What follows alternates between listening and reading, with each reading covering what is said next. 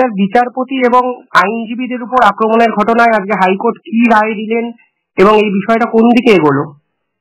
High court আজকে তাদের বিরুদ্ধে ক্রিমিনাল কন্টেম্পটের রুল জারি করলেন।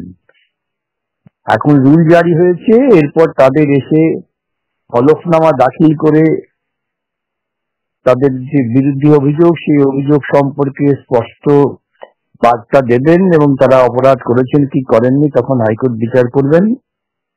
এবং হাইকোর্ট যদি সন্তুষ্ট না হন তবে তাদের জায়গা শ্রীঘরে হবে। আপনার কি আজকে মনে হয় এটা একটা রাজনৈতিক চক্রান্ত ছিল? কারণ এটাতে আপনিও ভুক্তভোগী ছিলেন এই আন্দোলনটায়। সম্পূর্ণভাবে এটা তো তৃণমূল কংগ্রেসের লোকেরা, তারা যত দুর্নীতি করেছে, দুর্নীতি করে লোককে বোকা বানিয়েছে, তাদের বিপদে ফেলেছে। এখন যেহেতু যারা সৎভাবে নিয়োগ করতে চান তারা আসছেন আদালতে, মামলা করছেন, আমি তাদের হয়ে মামলা করছি, সেজন্যই তাদের সমস্ত আক্রমণটা আমার এবং আমার জুনিয়রদের বিরুদ্ধে হয়েছে। এটা তো খুব পরিষ্কার ব্যাপার। ওরা সরাসরি আমাদের আক্রমণ করতে ভয় পান, তাই এইভাবে অপদস্থ করা এবং পেশাটাকে কলঙ্কিত করা যা করেছেন, ওরা একটু কোনো ক্ষমা নেই না। ওরা পেশাকে কলঙ্কিত করেছেন, ওরা বিচার ব্যবস্থাকে কলঙ্কিত করেছেন, ওরা বিচারপতিদের পর্যন্ত অশ্রদ্ধা অসম্মান দেখিয়েছেন এবং তাদের বিরুদ্ধে এমন সব অভিযোগ করেছেন যেগুলো অত্যন্ত আইনি দৃষ্টিকোণ থেকে অপরাধ। এদের বিরুদ্ধে কড়া ব্যবস্থা নিতেই হবে। কারণ কলকাতা হাইকোর্ট ইতিপূর্বে আমরা দেখেছি যে একজন বিচারপতির বিরুদ্ধে তারা পোস্টার করলেন, তাদের বাড়িতে গিয়ে পোস্টার করলেন, সেই ক্রিমিনাল কন্টেম্প এখনো শুনানি হওয়া বাকি আছে। কারা পোস্টার বানাবার টাকা দিলেন, কোন প্রেস থেকে করা হলো, এইখানেও যে বিচারপতি বিশ্বজিৎ বাসু এবং আমাদের পোস্টার ছাপানো হলো, সেগুলোকে তারা অশ্রদ্ধা প্রকাশ করলেন, তাতে আমার কিছু যায় আসে না। কিন্তু কারা মদত দিলেন, কারা টাকা পয়সা দিলেন, কোন প্রেসে ছাপা হলো, এই সমস্ত তথ্যকে তদন্ত করে বার করতে হবে। পুলিশ তো এটার তথ্য তদন্ত করে সত্য সামনে আনছেন না, যেটুকু রিপোর্ট আমি দেখেছি।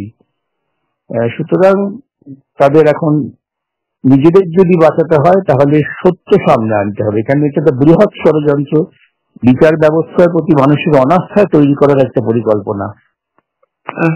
স্যার, এখানে কুণাল ঘোষের নাম জড়িয়ে গেছেন, আজকে উনিও আদালতে হাজির ছিলেন। কুণাল ঘোষ আপনার বিপক্ষেও প্রেস কনফারেন্স করেছেন, এবং আপনার কি মনে হয় কুণাল ঘোষ এসবের নেপথ্যে আছে? বটেই তো, তা না হলে সেদিনকে ঘটনার পরেই তারা সবাই কুণাল ঘোষের কাছে গেলেন কেন, আমি তো বুঝতে পারছি না। সেদিন ঘটনার পর তারা কুণাল ঘোষের কাছে গেলেন রিপোর্ট করতে যে স্যার আপনার পরিকল্পনা যে আমরা কাজ করেছি এবং তার পরিণতি এই। তারা তো শিক্ষামন্ত্রীর কাছে যাননি, তারা তো মুখ্যমন্ত্রীর কাছে যাননি যে আমাদের চাকুরি ব্যাপারে আপনারা ব্যবস্থা নিন। তারা গেলেন কুণাল বাবুর কাছে। কুণাল বাবু সেখানে দাঁড়িয়ে সরাসরি আমার বিরুদ্ধে কুৎসামূলক কথা বললেন। এটা আমার বিরুদ্ধে নয়, এটা সম্পূর্ণ বিচার প্রক্রিয়ার বিরুদ্ধে কুণাল বাবুদের চক্রান্ত। এর আগেও বিচারপতিদের নিয়ে কথা বলতে আমরা মুখ্যমন্ত্রীকে দেখেছিলাম, কাদের টাকায় মায়না হয়, এই ধরনের কথাবার্তাগুলো বলেছেন। তো আপনার কি মনে হয় ওই কথাগুলোর আফটার এফেক্ট এইরকম শক্তি প্রদর্শন? না না, এ রাজ্যের তৃণমূল কংগ্রেস তারা তো কোনো কিছুতে প্রতি শ্রদ্ধা রাখে না। ইতিপূর্বে মমতার বিরুদ্ধে একটি ক্রিমিনাল কন্টেম্প আমরা করেছিলাম 2014 সালে বোধহয়। সেখানে কলকাতা হাইকোর্টের তৎকালীন বিচারপতি, প্রধান বিচারপতি জাস্টিস অরুণ মিশ্র এবং জাস্টিস জয়মাল্য বাগচি, যিনি এখন সুপ্রিম কোর্টে আছেন, তারা বললেন আমরা মুখ্যমন্ত্রী বলে তাকে ক্ষমা করে দিলাম, কিন্তু ভবিষ্যতে তাকে আচার আচরণ, কথাবার্তা সভ্য, ভদ্র এবং সংবিধান সম্মত হতে হবে।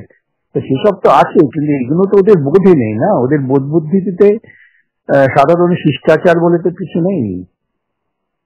স্যার, বিকাশ ভবনের এই ভাঙচুরের ঘটনায় কিংবা এই আন্দোলনের ঘটনায় সরাসরি মুখ্যমন্ত্রী আজকে বলেছেন যারা চাকরি খেয়েছেন তারাই যদি স্বার্থ রক্ষার গুরু হয় আমাদের আপত্তি আছে, অর্থাৎ পিছনে স্পষ্ট উস্কানির ইঙ্গিত দিয়েছেন মুখ্যমন্ত্রী। দেখুন, চাকরি খেয়েছেন মুখ্যমন্ত্রী, চাকরিটা গেছে কেন? চাকরিটা গেছে এই জন্যই যে গোটা প্রক্রিয়াটাই দুর্নীতিমূলক হয়েছিল। আচ্ছা, রাজ্যের মুখ্যমন্ত্রী যখন এত বড় দুর্নীতি হচ্ছে তখন তিনি একবারও মুখ খুলেছেন যে না এরকম দুর্নীতি করা ঠিক না শিক্ষক নিয়োগের ক্ষেত্রে? তিনি দুর্নীতিকে প্রশ্রয় দিয়েছেন, সেখান থেকে টাকা তুলেছেন, সেই টাকাতে তিনি তার পরিবার এবং তার দলকে সমৃদ্ধ করেছেন।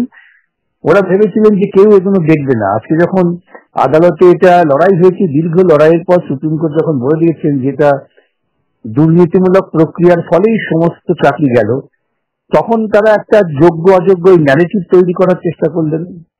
ভাবটা দেখালেন না আমাদের প্রক্রিয়া ঠিক আছে, এর মধ্যে যোগ্য অযোগ্য, সেই ফাঁদে অনেকে পা দিলেন এবং যার ফলে দুর্নীতি বিরোধী লড়াইটাকে তিনি ভিন্ন মুখে প্রবাহিত করার চেষ্টা করেছিলেন, সেটা পারেননি আমাদের জন্য, সেজন্য আমাদের বিরুদ্ধে এত রাগ।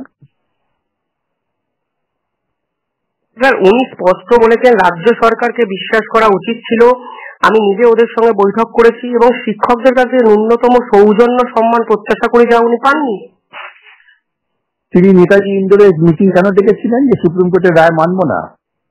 তিনি কি নেতাজি ইন্দোরের সুপ্রিম কোর্টের রায়ের পর মিটিং করে বলেছিলেন যে আমাদের কোনো উপায় নেই, সুপ্রিম কোর্টের রায় মানতে হবে, আপনারা আরেকবার পরীক্ষায় বসুন, যত দ্রুত তাড়াতাড়ি করতে পারে? তা তো তিনি বলেননি। তিনি বলেছেন আপনাদের চাকরি যাবে না, আমি আছি, ভট্টাচার্যের বিরুদ্ধে আপনাদের দলবল নিয়ে হাজির হন। একথা তো তিনি বলেছেন, আমার কথা নয়। সুতরাং একজন মানুষ আপাদমস্তক দুর্নীতিগ্রস্ত এবং অমৃত ভাষিনী, তার কথা এখন তার অনুগামী ছাত্রছাত্রীরা আর মানতে চাইছেন না। যাদের তিনি ভাওতা দিয়েছিলেন যে তাদের চাকরি থাকবে, আজকে তারা তো এই প্রশ্ন করছেন তাদের চাকরি কি করে থাকবে। সমস্ত রাজ্যের দুর্নীতিটা তৈরি করেন মমতা বন্দ্যোপাধ্যায় নিজের দল এবং নিজের পরিবারের সমৃদ্ধি বাড়াবার জন্য, এবং তারপর যখন বিপদে পড়ে যান, যারা এইসব বিপদগুলো তাদের স্মৃতি ধরে নেন, তাদের বিরুদ্ধে আক্রমণ করার চেষ্টা করেন। আন্দোলনকারীদের বিরুদ্ধে উনি অভিযোগ করেছেন যে জোর করে কাউকে আটকে রাখা, জোর করে এটা করা যায় না, রাস্তা অবরোধ করে মানুষের ক্ষতিও করা যায় না, এটা কারোর কাজ নয়, এতে বাইরের লোকেরা আছে, শিক্ষকদের সংখ্যা কম, বাইরের লোক বেশি।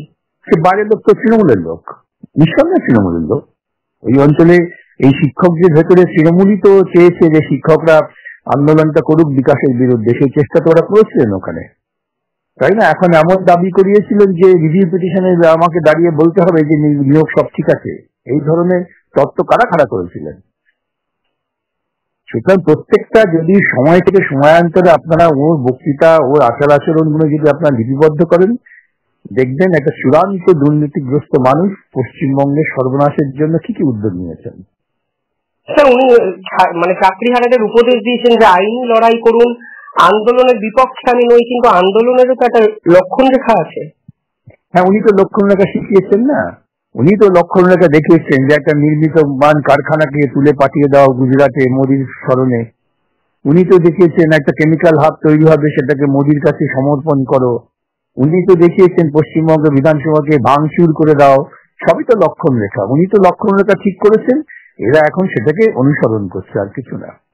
আমার শেষ প্রশ্ন, বারবার আইনি পরামর্শ উনি বলছেন নিয়েছেন এবং ওনাদের জন্য রিভিউ করবেন, আদালতের বিষয়ে আমি আইন মেনে চলবো উনি বলেছেন, বাধ্যবাধকতা থাকবে, সবাইকে বুঝতে হবে, এবং আমরা রিভিউ পিটিশন করেছি, আমরা চাইবো, আমাদের আইনজীবীরা চাইবেন যাতে ওদের চাকরি থাকে, অর্থাৎ ঘুরে ফিরে সেই রিভিউ পিটিশনের প্রসঙ্গ এলো এবং পিটিশন হলে একটা আশার আলো মমতা ব্যানার্জি দেখাতে চাইছেন চাকরি প্রার্থীদের। আপনি এই রিভিউ পিটিশনটা কিভাবে দেখেন? উনি তো আবার মিথ্যে কথা বললেন, উনি মিথ্যে ছাড়া সত্য বলেন না। কেন, ওরা তো একটা দরখাস্ত করে সুপ্রিম কোর্টে বলেছেন, রাজ্য সরকার, এসএসসি বোর্ড, যে আমরা নতুন নিয়োগ প্রক্রিয়া চালু করছি, 31শে ডিসেম্বরের মধ্যে সেই নিয়োগ প্রক্রিয়া শেষ হবে এবং 31 মের মধ্যে আমরা কলকাতা সুপ্রিম কোর্টে হলফনামা দাখিল করে জানিয়ে দেবো কবে থেকে কি হচ্ছে, প্রোগ্রামটাকে জানিয়ে দেবো।